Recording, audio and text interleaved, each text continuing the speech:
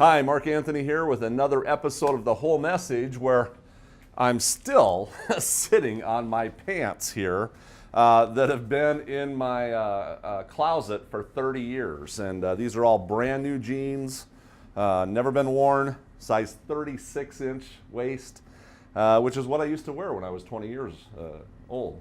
And right now I'm just fitting into a 38, got a little ways to go, and I'm gonna be able to fit into these. So it's nice to have a goal, isn't it? Before we get into the cooking and into the kitchen, I wanted to share with you something that was on my mind when it comes to animal products. And if you had to ask yourself a question, what are the 3 nutrients that you get out of animal products? Okay, it would have to be protein, vitamin D, and calcium. That's your 3 majors. Out of animal products, your 3 major nutrients: protein, vitamin D, and calcium. Okay, let's take it one step farther. What are the 3 nutrients that society is always telling you you're low on? Protein, vitamin D, and calcium. The exact same 3. Okay, so think about this. We have the highest consumption of animal products in the history of the planet. Yet we have the lowest amount of these nutrients in our bodies, even though that's what they claim is in them. So even though we have the highest consumption of animal products, we're still the lowest on protein, calcium, and vitamin D. We're still deficient. And if you ate twice as much animal products as you do today, they would still be telling you that you're low on protein, calcium, and vitamin D. They will tell you that till the end of time, that you're low on protein, calcium, and vitamin D. Why? Because it sells more animal products. That's why they do it.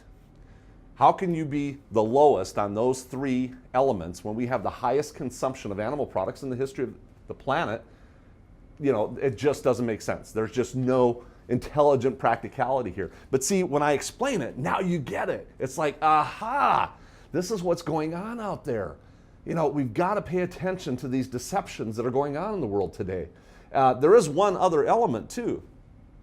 If you're consuming lots of animal products, maybe it's doing something to your body, like your intestines and everything, that makes your body unable to absorb this protein, calcium, and vitamin D. Aha! So there is another possibility. But either way, you get off the animal products, you're not going to have a problem not getting enough protein, vitamin D, or calcium. And we go into that farther as programs go on. If you've seen my programs, you know exactly what I'm talking about. So, all right. Hey, we're going to get in the kitchen because we got a lot of cooking to do today. And I've got some really neat zingers for you. One thing you know about my programs, you never know what's going to happen around the corner. We just do crazy stuff. We turn things upside down. And that's what we do because, you know, things are different nowadays. And I like to have something that's original, unique, and gets your point across with a better impact. So enjoy these videos and these clips, and we'll see you later on in the program.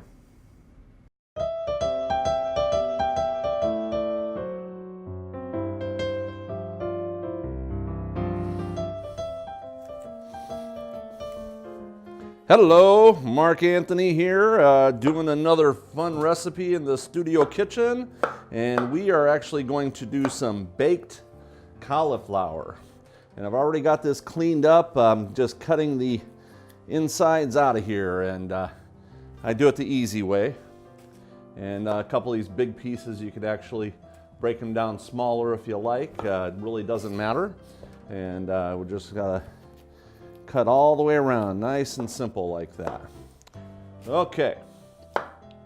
And sometimes you just want to break them off by hand too. There we go. Let's get this in a bowl. And I love it when I can do the kitchen like this. Okay. Now we've got 3 ingredients. Let me tell you, this is really one of the easiest recipes. I'm just showing you the basics today to do a baked cauliflower. One of the easy recipes here. And all you've got is a 1/4 cup of olive oil, a 1/4 cup of nutritional yeast flakes, and a teaspoon of salt. So just like that, we're gonna give this a little mix here. And you can see what you got. It's just gonna it's actually melting a little bit. Look at that. So let me grab my gloves on. And I love having my gloves here. I use gloves for everything. And we're gonna, actually now instead of one cauliflower, I actually use two of the smaller ones. You could use one big one or two of the smaller ones. But we're just gonna put this right in here. And then we'll give this a mix with our hands. That's all we wanna do. We wanna just get this all rubbed all over the cauliflower. And if you need a little more olive oil like I do, just to get it flowing around a little better, you can just add a little bit more. So, like that. I'm kind of rubbing it in, actually. I'm kind of rubbing every piece to kind of get some of those nutritional yeast. That's looking really good. See how the colors are all starting to blend now? How you like my orange bowl, my green bowl? I can't wait to share with you my my ugly plate diet. We're going to be working on that pretty soon, but which is a really fun class that I'm going to be doing, the ugly plate diet. Okay, so just like that, and then we'll put this on a pan. Really don't need to spray it. I could spray it, but you got enough oil in the pan to not worry about it. So just like that, 350 degrees for about a half hour, and then we'll come back to show you the finished product.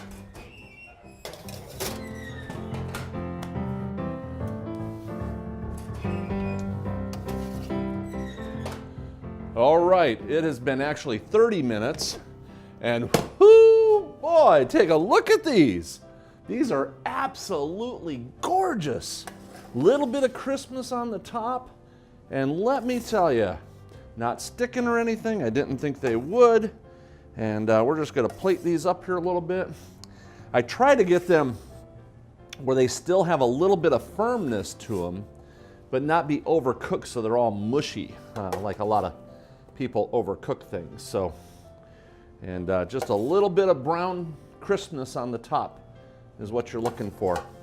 But check that out. I'm telling you, these things,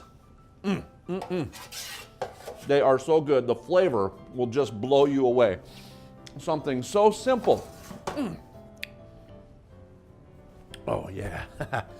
Something so simple with 3 ingredients, and boom, you've got one of the best tasting baked cauliflowers. The price is right. It's a good cost-effective item, and you could have this as an entree. I mean, it is that good. So try this one. You are gonna love it. And then share it with your friends, and they too will just be thrilled that you shared this recipe with them. So Mark Anthony, and we will see you next time in the kitchen.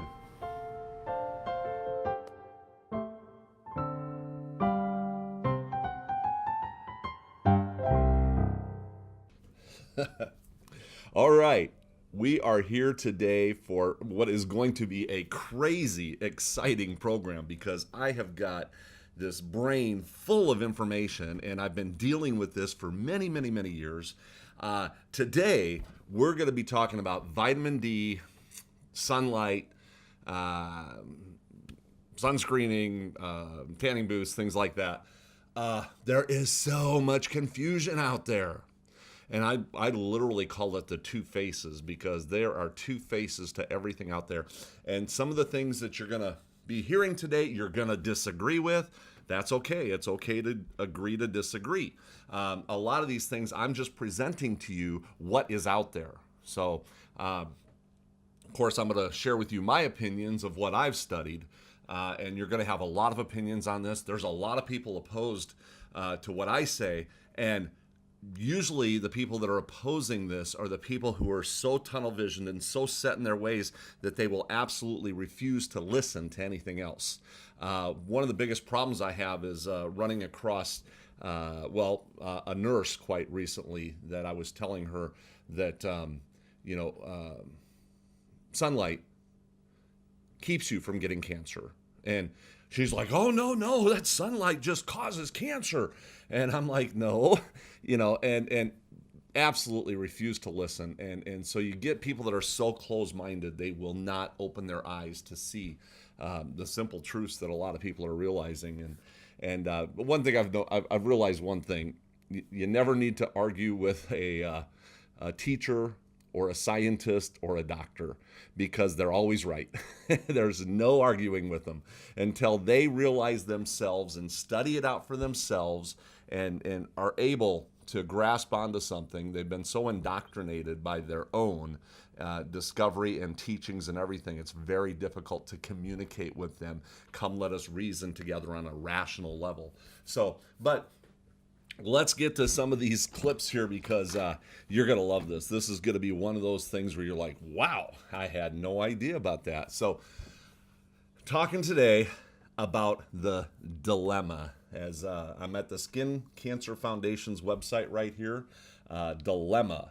And we are talking about the dilemma, the vitamin D dilemma. If I can get my computer working here. Hello, good morning, the D dilemma. And vitamin D is important for the immune system health, and we get it from the sun. That's why scientists argue that protecting yourself from UV rays is detrimental to your health. Most dermatologists, however, disagree. We take a look at both sides. And so what they're looking at here, and I'm going to share with you right on the bottom line here, the Skin Cancer Foundation supports the Institute of Medicine and the National Academy's recommendation dietary allowance, RDA, for vitamin D, which is 600 IUs a day for people between 1 and 70 and 800 for people over 70. And they're talking about vitamin supplements there. This is the dilemma, is should we be getting our vitamin D from sunlight, or should we be getting it from vitamins? And these people are suggesting, no, don't get it from the sunlight, because the sunlight is harmful. It creates wrinkles, and it's just bad for you. The sun is bad for you. It's evil. So that's their point of view here. Now, one thing I want to share with you right here real quick, before we go any farther, this is the Center for Disease Control and Prevention, the CDC. We talk about them all the time. And I just wanted to share this one graph with you. This is a graph of how much vitamin D people get. And of course, on this graph here, you'll see that the people that are in the sufficient levels is 67%. Then they have two other levels here. One is at risk of inadequacy, and one is at risk of deficiency, which, I mean, it's kind of a questionable on both these. At risk of inadequacies at 30 to 49, and then at risk of deficiency is below 30. Even though 25 is sufficient, they put both these categories that are above the 25 at risk, even though by their own values they're not. And then only 1% of the population who is in that possibly harmful level. And so very interestingly enough, just going by their thing, their graph alone, 2/3 of the population has plenty of vitamin D, 1/3 is at risk, and 1% is deficient. And even if just to take the worst case scenario is what I'm doing here, but 1% of the people have a vitamin D deficiency. And that's from the Center of Disease Control. Now let's go over here to Healthline, effects of vitamin D deficiencies. Of course, talking about the 1% of people who are deficient, according to the Center for Disease Control. Are you getting enough vitamin D? According to recent studies, there is good chance you aren't. In 2009, researchers reported levels of vitamin D in the U.S. population have dropped between the years of 1988 and 94, and then again in 2001, 2004. Not only had average levels dropped, more than 75% of the people studied had inadequate levels of vitamin D in their blood.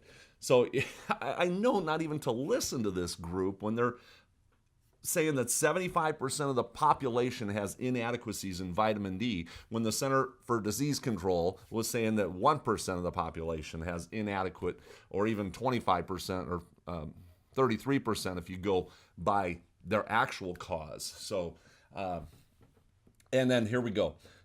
Vitamin D deficiencies is linked with an increased risk of serious diseases. Reduced levels of vitamins are associated with cancer, cardiovascular disease, autoimmune diseases, osteoarthritis. Deficiencies are also linked with multiple sclerosis, type 1 diabetes, depression, and more. So it is important to get enough vitamin D, but identifying vitamin D deficiencies can be tricky. Now, while this may or may not be true, we're still talking about that 1%, less than 1%. But that fear factor goes out there. Your life may be put at risk. Your lifestyle may put you at risk, which is really interesting here. And I want to share this with you because where we're going next is where you're going to really be awakened to this conflict between vitamin D and sunlight. People shun from the sun, cause vitamin D deficiencies. You live in northern states, that causes vitamin D deficiencies. You eat vegan diets, you're causing yourself vitamin D deficiencies, which is really not true. But few foods are good natural sources of vitamin D. The best options are animal foods such as fish and oils and liver and cheese and eggs and milk and all this good stuff. So if you have dark skin, you're subject to vitamin D deficiencies, which we'll get into that a little more later. If you're over 65 or you're obese or have digestive diseases, celiac diseases, you may have vitamin D deficiencies. So there's probably quite a bit of truth to what they're saying here. Symptoms of vitamin D deficiencies: muscle joints, weakness, bone pain, fatigue, depression. So some interesting points there. Now, I'm going to go to this next website here in just a minute when we come back from the break. It's about a lack of vitamin D may explain why Black Americans' cancer deaths are increased. And see, here's the dilemma. Vitamin D, they're saying that a lack of vitamin D causes these diseases. At the same time, they're saying stay out of the sun. So take your vitamin D from a supplement. And it's almost like, why? You know, and so we're going to get to those answers here in just a minute, but I got to get some cooking or we're going to miss out because I got so much to go through here, and it's really going to get deep and it's going to be eye-opening to you. And so let's take a cooking break and then we'll come right back.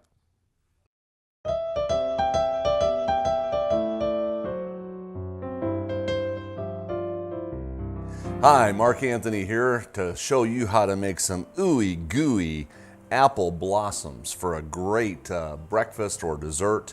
And the easiest way to do this is actually take your apples and we're going to slice them thin, and then we're going to put those in some water, a little squeeze of lemon in there to help keep the color where we want them to be.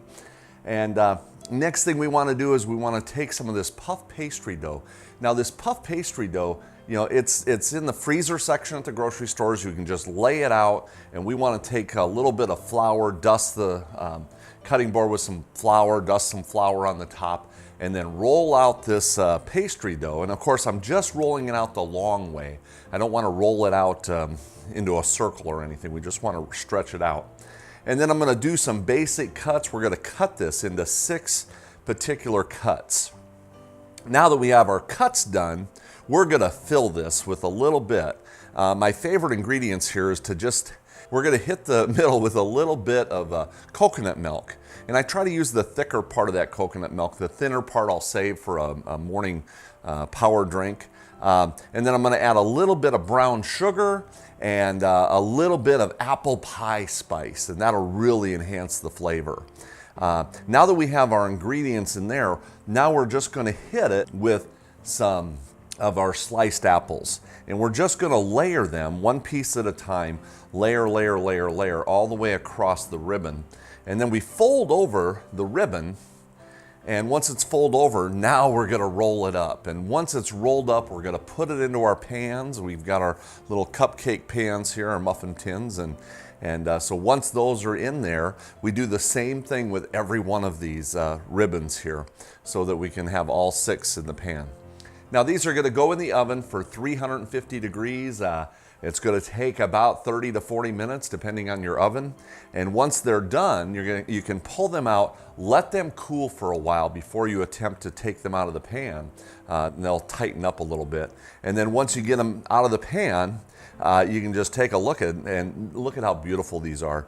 Just a fabulous, wonderful apple Danish for breakfast or dessert. And so it's that easy. Enjoy these recipes. You can go to the website. We've always got our websites available for more great recipes and specific recipes for this one. And we will see you next time in the kitchen.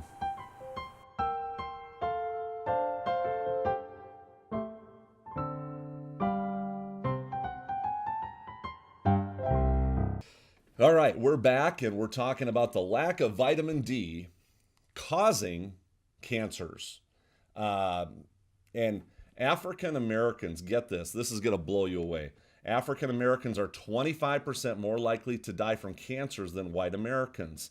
And the reasons are numerous, including social economic status, poor access to health care, and cancer diagnosis coming later, more deadly stages. So that is very good, very true. 25% is on the high level. It's actually a little lower than that, as I've studied. Still, health experts say these factors cannot fully explain the extent of disparities in survival of most cancers, lung cancer, prostate cancers. The thing about it is, while a lot of this is true, I wanted to share with you skin cancer, which is what I'm talking about today, is vitamin D and skin cancer. Not just cancer in general, but I really wanted to get into the skin cancer. Now look at these rates. This is from the Center of Disease Control, and I'll pop this up if I can for you. Here's the graph right here. Skin cancer. All races. Boy, you're right up there. And if you look at the yellow line up above, that's your white. This is male and females, about the same levels, okay?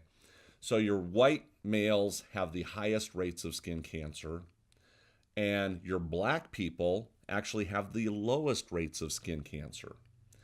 And the darker your skin is, the less amount of skin cancer you get, which is very interesting because you would think that darker skin would attract more sunlight, which it does, but yet they have the least amount of cancers. Now, so for one fact, okay, black people may have higher rates of cancers, but yet they have the lowest rates of skin cancers. So there's a conflict of interest there.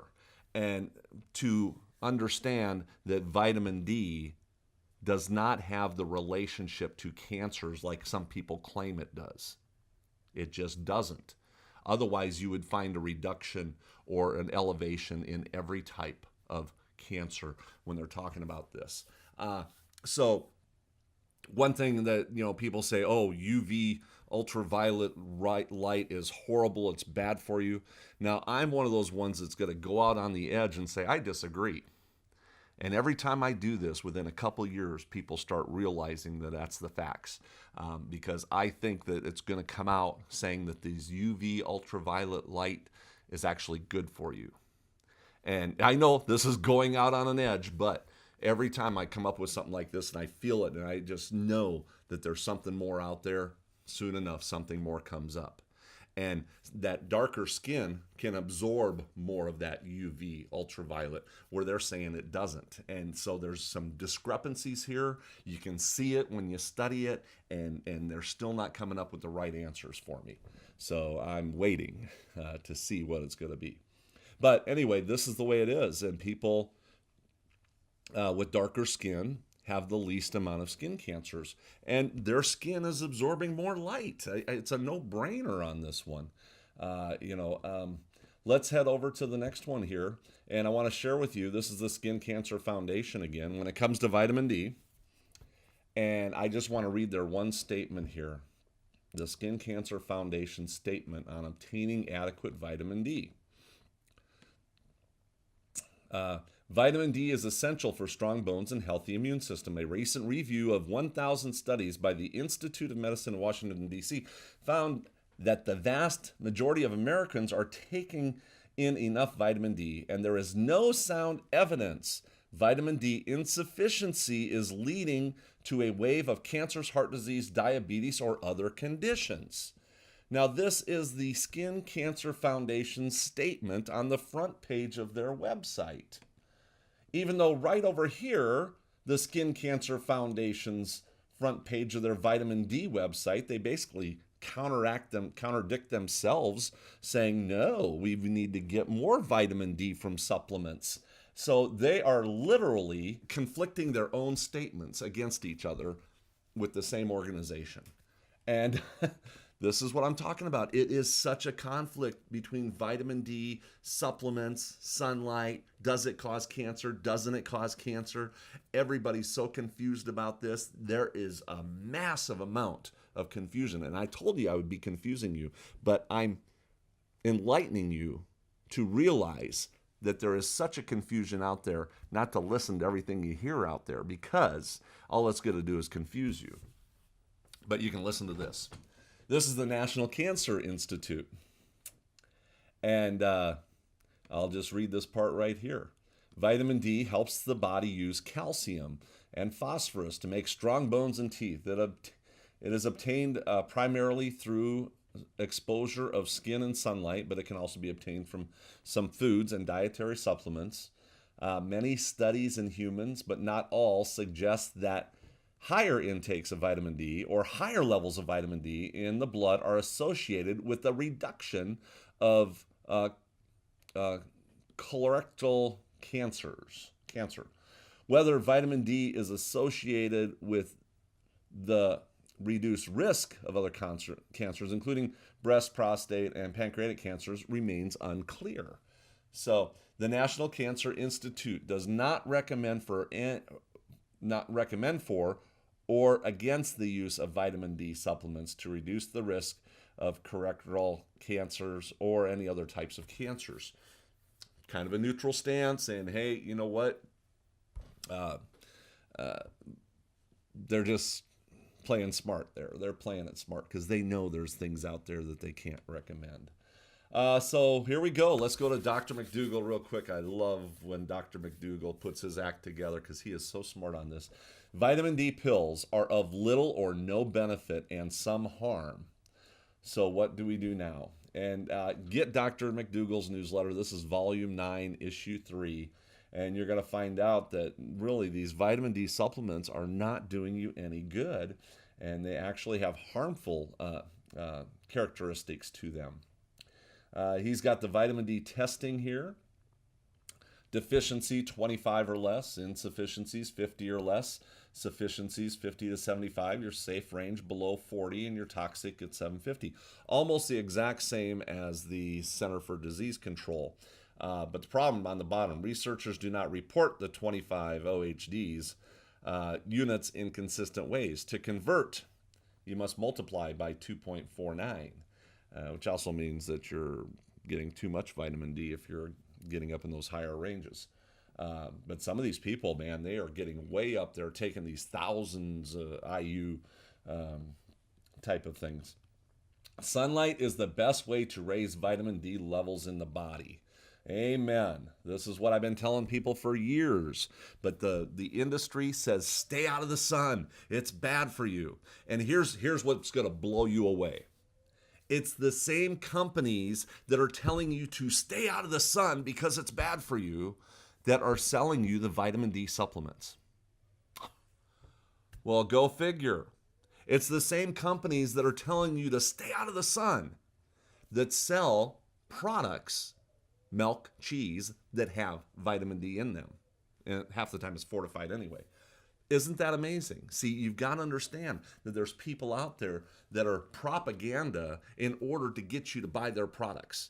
And if they have to, they're going to get you insufficient because you're staying out of the sun, so that you feel the need to get more vitamin D, and you got to get it from their products. Whew, that's a wake-up call, isn't it? Okay, and if I can find this one spot he had here. It might be on the next one. Oh, here it is right here. I love it. Gotta love it. The amount of vitamin D you have in your body during the winter months is based on the vitamin D you produce during the summer, spring, and fall. The vitamin D made in the sunshine months of the year is stored in your body fat and slowly released during the darker months. So here's another element that people in the summer, especially if you live up north, get more vitamin D from the sunlight through the summer months, spend more time out in the sun, unlike all these people that are telling you to stay out of the sun, and it's going to carry with you through the winter, which I did not know that. So it's good to know. I thought it was a little faster going through the body. And then his references, check this out. Boom, boom, boom, boom. His references, just on this one article, he's got 34 references with research institutes and I mean everything, and the list goes on and on. So that's why I love going to Dr. McDougall, because he does that much homework just on a newsletter with 34 references just on a newsletter. Amazing.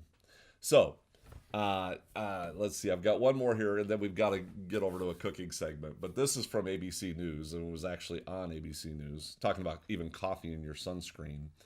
But here we go with another what? A new study that links higher vitamin D levels to a higher risk of skin cancer simply emphasizes what doctors have been saying all along. Don't forget the sunscreen.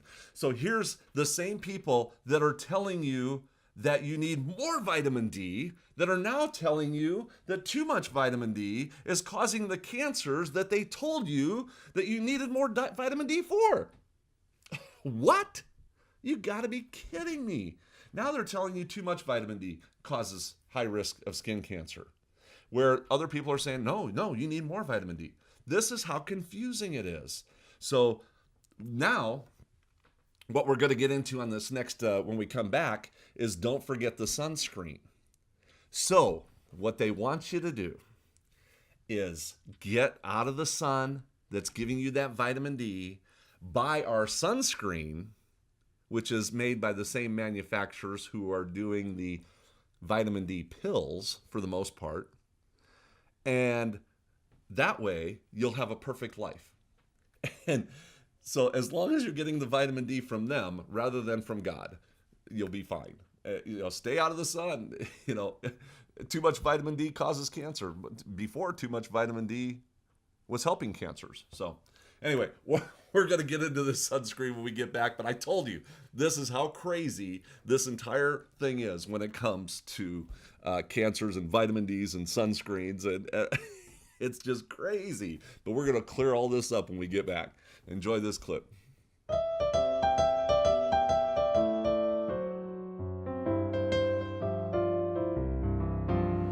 Hey, Mark Anthony here. Today, we're going to be doing some dehydrated bananas. And I like to use the bananas that are brown, and because they're a lot sweeter. So we're going to just do some dehydrated bananas here.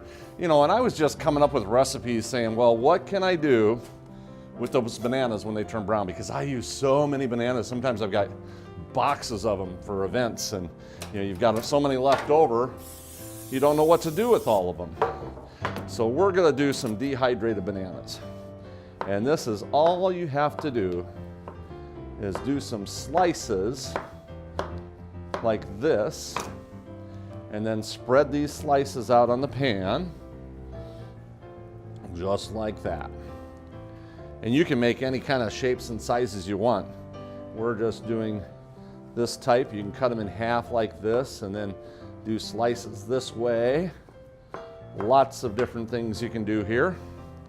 And we're just gonna spread these out, lay them all flat on the pan. And just like this.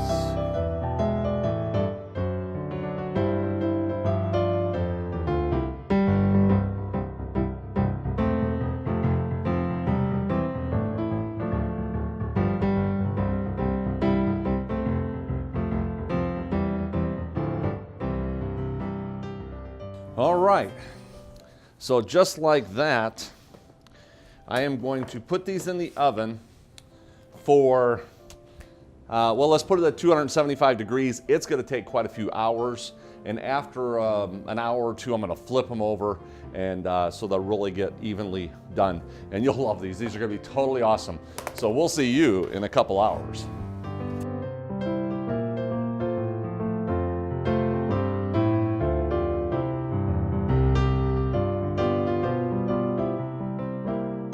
Okay, that easy to make dried bananas, let me tell you. Here's what I did. These went in the oven, they were sliced, they went in the oven at 275 degrees. About an hour later, I actually turned them over. Some of them were already done, so I pulled them out. About another half hour later, I went in and flipped some more, pulled a few more out. And this is what you end up with here. You can see how this is a little rubbery, kind of a little chewy, which is okay. These are fabulous. They're gonna blow you away. Take your leftover bananas, slice them up, put them in the oven. Dehydrators work great, but you can just do it right in the oven. And this one's a little soft. These right here, a little crispier. They were in there just a little bit too long, so I set those aside. And then, but some of these you'll see what I'm looking for. I want that little bit of flexibility and still have that little bit of crispness to it. So that's what we're looking for. Some of these here, they're still a little too thick. If you slice them too thick, I just eat those pieces right away. When it's a little way too thick of a slice, I'll eat those right away. But just like that, look at this. You've got dehydrated bananas, dried bananas, whatever you want to call them. And then what I will do is actually put these in a plastic baggie to store, and the moisture content will actually share. Even some of the ones that are not, that are kind of softer, will share with the crispier ones, and you'll have a nice consistent product. But isn't that amazing? Just a way to use up product from going to waste, and they taste fabulous. This is just like candy, just fabulous. You will love it. So Mark Anthony here, just enjoying a fun, easy, simple recipe that you can share with your friends and family. And we'll see you next time in the kitchen.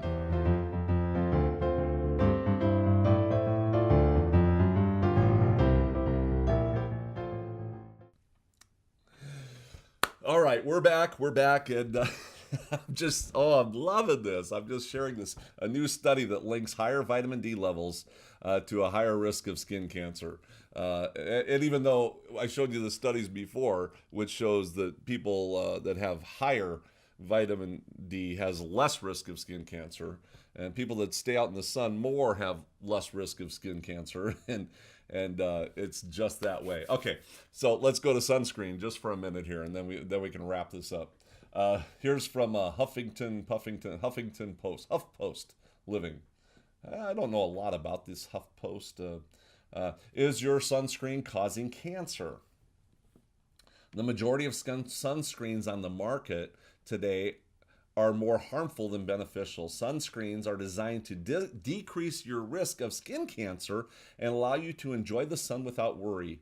Unfortunately, most modern day sunscreens may increase your risk of cancer, not just skin cancer, but of cancer, and disrupt the functioning of your hormones. And so once again, now we're saying that the sunscreens are causing the cancers. And I've been telling people this for years. I've been telling people, people who live out in the sun every day never get skin cancers. And all the dermatologists are going to be in an uproar. They're all going to be emailing me, what are you doing? You can't say that. Yes, you do your facts, do your studies. People that are out in the sun all the time do not get those skin cancers. The people that get the skin cancers are these people that, hey, once a year they're all white and they go out to the beach and they get burned to a crisp, and then 3 months later they decide to get all their stuff out to the beach again. They get burned to a crisp, and those are the people that are getting the cancers. The people that live in the sunlight every day never get those skin cancers. And same thing with black people, they don't get those burns like a lot of people do because they're used to getting that sunlight. So they don't get those skin cancers. I proved it. I just showed you. But so they'll squawk about me though. They will. All right. So I know I'm just having fun with this one just because it's so confusing. So anyway, let me get to the next one real quick here because I got a few more I got to go to here. This is from Dr. Oz. I love Dr. Oz when I can actually quote him. Dr. Oz, your sunscreen might be poisoning you. And for 100 years, sunscreens have been out to block the ultraviolet light, the UV light of the harmful rays of the sun. Which, see, I still disagree with this. Ultraviolet light, harmful rays of the sun. And I think that it's going to be realized that this ultraviolet light is not harmful. And this one's way out there. You can criticize me on this one because it hasn't been discovered yet. But I guarantee you, give it a couple of years and people are going to find out. After they hear this program, they're going to start studying it. And all right, 17 different types of sunscreen ingredients approved by the FDA, so it must be good. And 15 chemicals, just loaded with chemicals. And so you're putting this chemicals all over your skin, and then your skin's absorbing all these chemicals of massive amounts of chemicals. And then I love the bottom line here. I'm pretty negative. This is Dr. Oz's quote. I'm pretty negative about chemical sunscreens. And while I do have to tell you that I believe they are not proven to cause cancer, as I said on the Dr. Oz show, where there's smoke, there's fire. And so he's covering his own behind as well to not go out there and say, oh, these are causing cancer. And of course, you can't say that they're proven to cause cancer, but yet people that use them seem to have a higher rate of cancer. And I'll tell you what, this sunscreen industry, check this out. This is from CNBC. This sunscreen industry is a $1 billion a year industry. Billion, just for sunscreen alone. And Coppertone alone, just with its sport, is $63 million in sales. Private labels is the highest, of course. Banana Boat, $24 million in sales. This is a huge, huge industry out there. And the exact same time that the sunscreens are coming out on the market saying, get out of the sun, cancers have increased at the exact same rates. So why is that?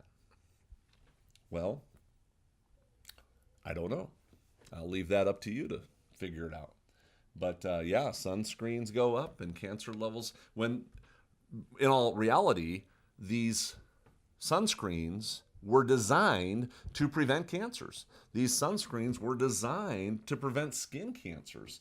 And I don't know if it was on this one here when it comes to skin cancers or not. Let's see if I had that one here. Actually, skin cancers, even skin cancers have gone up over the years. When you're selling $1 billion worth of sunscreen to protect people, yet the rate of skin cancer is still going up, well, obviously there's something, cancers and skin cancers going up at the exact same time people use more of this. That doesn't, it's kind of a no-brainer on that one. All right, slash your risk. Here we go. Slash your risk of cancer by breaking the cardinal rule.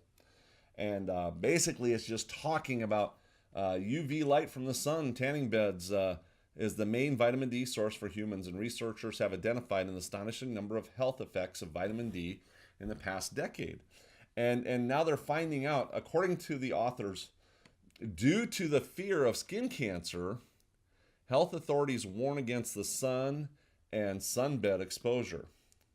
This policy, as well as the recommended vitamin D dosage, may need revision. And the overall health benefit of an improved vitamin D status may be more important than the possible increased risk resulting from carefully increased UV exposure. That's what I'm talking about. I'm talking about it. You watch. This is all going to come together here. So, sun exposure and skin cancer. And this has some interesting facts on and on. What makes tanning beds safe? You talk about tanning beds being safe. Excuse me, boy, they're gonna call the tanning bed anti-tanning bed police on me. Now I want to go over to the Center for Disease Control here, and this is about geographic variations, and this is what I'm talking about here. Incidence, this is for just breast cancer. There's a whole bunch of things here when it comes to cancers, but I'm just going to give you a couple incidences here. Rates highest in the Northeast at 129, followed by the Midwest at 124, and the South at 116. So the South has the lowest rates of cancer there. We go to prostate cancer. The South has the lowest rates of cancer there. And the list goes on and on. This is what I'm talking about. When you're looking at death rate colon cancer, South is still going to be lower. And the West, which is the Southwest, of course. So everything you talk about with cancers, the people that live in the sunlight have the least amount of cancers. People that live closer to the equator have the least amount of cancers. It's just that way because they get more sunlight. It's not because they're taking more vitamin D. It's because they get more sunlight. And now I'm going to go right over here. My last clip here, Dr. McDougall. This is his newest newsletter. The last one we talked about was his older one by 5 years ago, and he's still backing this up. Vitamin D supplements are harmful. Sunshine and food determine health. And here's his quote here. There is no level of vitamin D discovered by a blood test that would cause me as a medical doctor to prescribe vitamin D supplements to one of my patients. He's got a few studies here. Vitamin D supplements increase broken bones. 2 large random controlled trials here found out that there's a 50% increase in the risk of hip and leg fractures. Australian, another study showing that there's a 15% increase of falls and a 20% increase of fractures. And by people that take vitamin D supplements. Kind of interesting, huh? The vitamin D disease myth. And so here's what I want to share with you. I'll shorten this up just so you can get a better view of this. This is the geographic distribution of chronic diseases, okay? Heart disease, diabetes, MS, etc. It's very common in the northern and southern parts of the globe, but in the equator area where the sun is the most, it's the rarest, okay? And I get that. People get that, right? Geographic distribution of sunlight. It's the lowest in the northern and southern hemispheres, and around the equator, it's got the greatest degree of sunlight. Okay, you get that? Now here comes the kicker. Graphic distribution of food. The greatest animal consumption in the planet is in the northern and southern parts of the planet, and the greatest distribution of plant food, plant-based lifestyles, is closer to the equator. So, is it necessarily the fact that these people around the equator are healthier because of vitamin D, or is it because they're eating more plant-based lifestyle? See, and the vitamin D, I agree that is helping because they're getting their vitamin D from sunlight. They're getting more sunlight. So of course it's going to help their skin cancer, which I showed. But as far as the rest of these heart disease, diabetes, and MS, which is what he's talking about in these graphs, it's not necessarily because of the vitamin D, but it's because of their plant-based lifestyle. So that's the way it is. Eat a healthier lifestyle, get your vitamin D from the sun, and you're going to live a healthier, more vibrant life. We'll see you next time.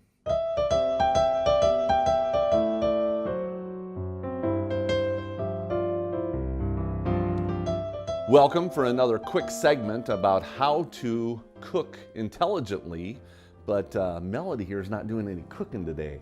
Oh, I probably will sooner or later today. She taught me something today.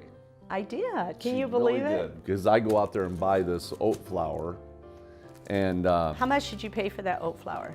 well, this was $3.30, and I actually got it on sale. It was $1.56 a pound. Okay. A lot of times the organic food stores, they're running about we saw it at $2.15 a pound. $2.15 a pound. So I've seen it over $2.50 a pound for oat flour for the organics and things like for that. the organics. But what do you normally pay for oats? Just regular oats?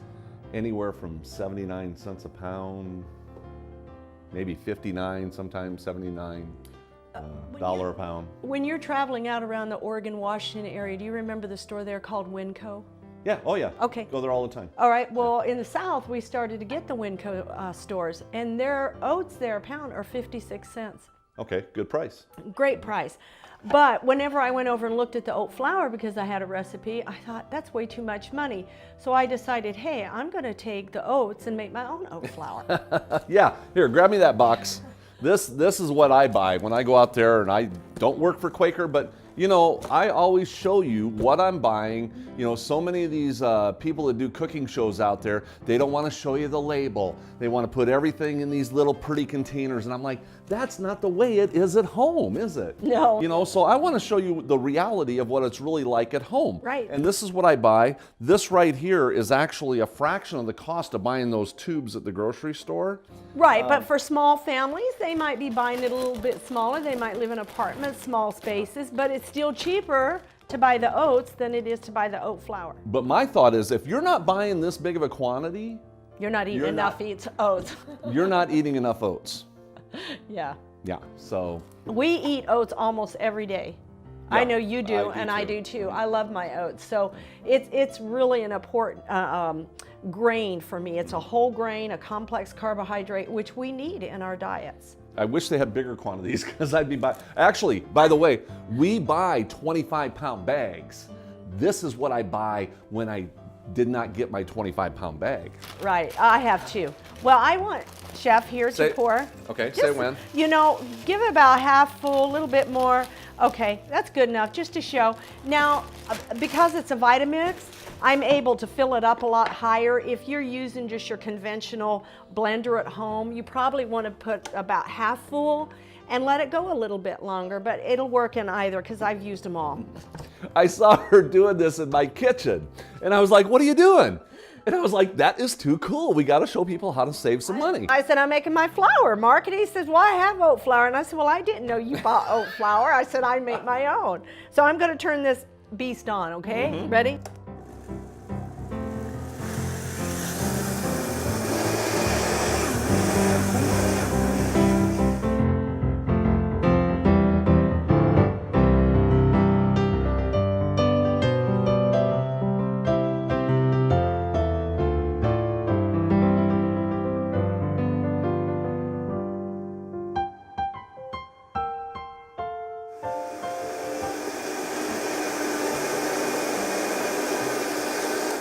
Do you have a towel? Do you have a towel?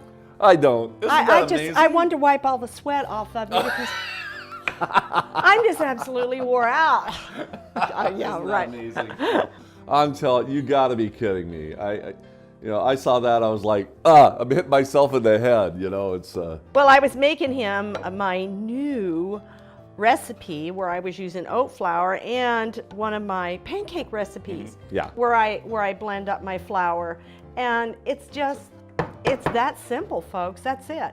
Now, at home when I blend oat flour, or I blend my oats to make oat flour, I probably will do 5 times this much, and then I put it in my bags and freeze it, and then I have it till when I get low, 1 bag down, boom, I do it again. But like you, I probably keep 25 pounds of oats in my house by myself, just for me at one time. Isn't that amazing? Isn't it amazing? God is so good. Between Melody and I, we have got years of culinary experience between the two of us, and we are always feeding on each other's knowledge and expanding what we do for you. So there you go. There's Melody Prettyman's oat flour, saving you money, saving you time. Yes. And you can do it in a suit. Yeah, amen. Well, thank you all for tuning in. Share these with your friends and hit those like buttons. And by all means, we've got our websites out there. And we will see you next time in the kitchen.